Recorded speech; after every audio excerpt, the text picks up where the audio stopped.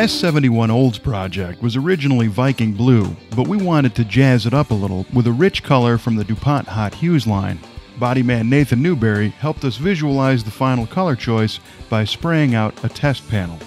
Just gives you a general idea what the car is going to look like on a bigger picture than a little 2x2 square.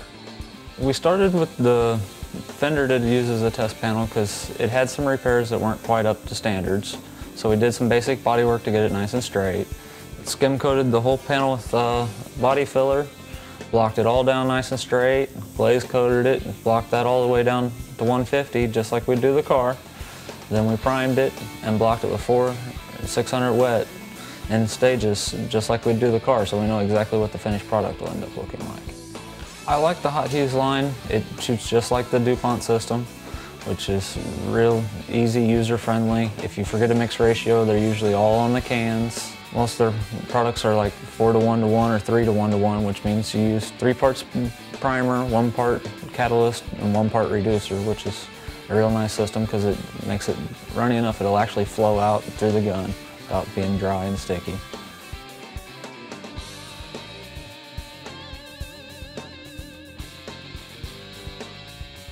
You got to be careful with your larger metallics and your fine metallics just to make sure you get them to go on right.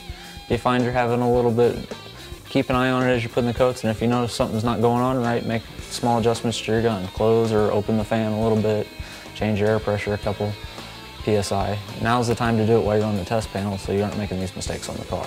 I like the colors. They're really nice custom colors. They're crisp, clean. They have a lot of flop in them, so some of the pearler colors will be a dark solid in the shade, then pop to a bright pearly color in the sun. It's kind of cool. I started off by just going back and forth, about a 50% overlap at a low PSI. Got it all based out where it was starting to get covered, and I noticed I had a little bit of blotchiness in it, so I closed my fan down a little bit, dropped my air pressure, and then started doing a crosshatch pattern to make sure I didn't have any stripes or make sure my technique was right. Nathan used a 3M PPS sun gun light to check the paint for coverage and metallic pattern layout. The PPS sun gun provides a hot color temperature to easily check for paint imperfections and possible color mismatch.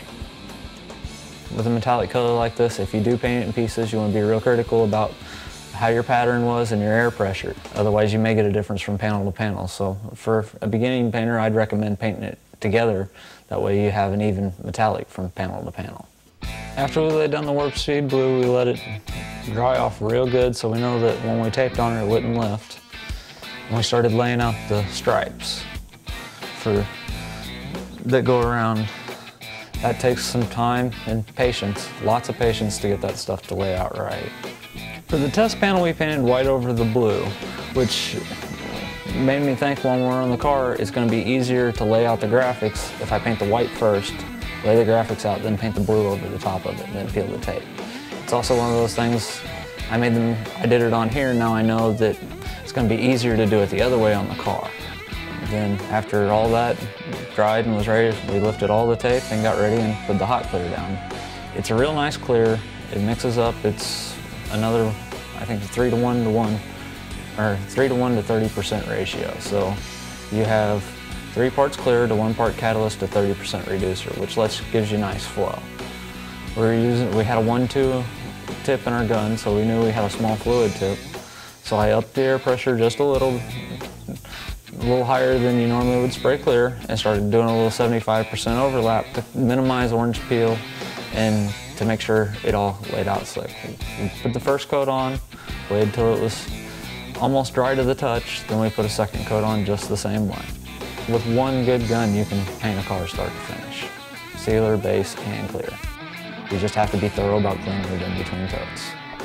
Well, when you first get done with it, it looked like a sheet of glass. I mean, you just looked like you just dipped it in water. As it dries down, you'll start to see some minor texture, the spots where the dirt flakes landed in it.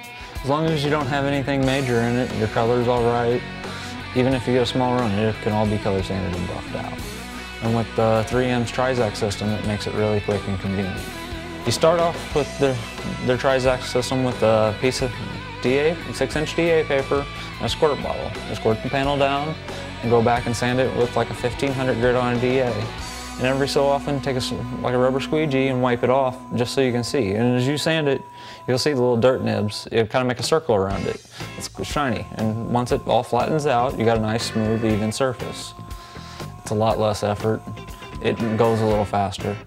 When you're using the DA, you need to make sure that you watch out for flying dust.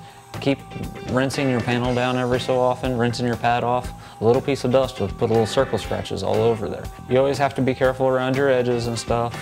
Once you get it all sanded out smooth and everything's even, you can switch to your 3000 Trizact pad, which almost does half the buffing for you. Just mist the panel with water, a little bit on the pad, and go back and wait till it starts the white foam starts coming out.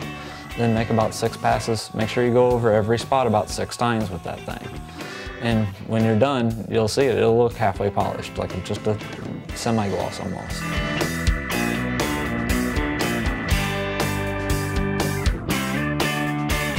And then hit it with the 3-step compound system and you're done in no time. The final phase in this test panel project was the buffing process. Nathan began with the 3M Perfect-It rubbing compound and Super Buff 3 wool pad to continue to refine the surface finish. Next came 3M machine polish on a Perfect-It Plus foam polish pad to bring out the shine. And the last step was swirl mark elimination with the 3M Perfect-It ultrafine machine polish and the ultrafine foam polish pad to leave a perfect shiny finish with no swirl marks or scratches.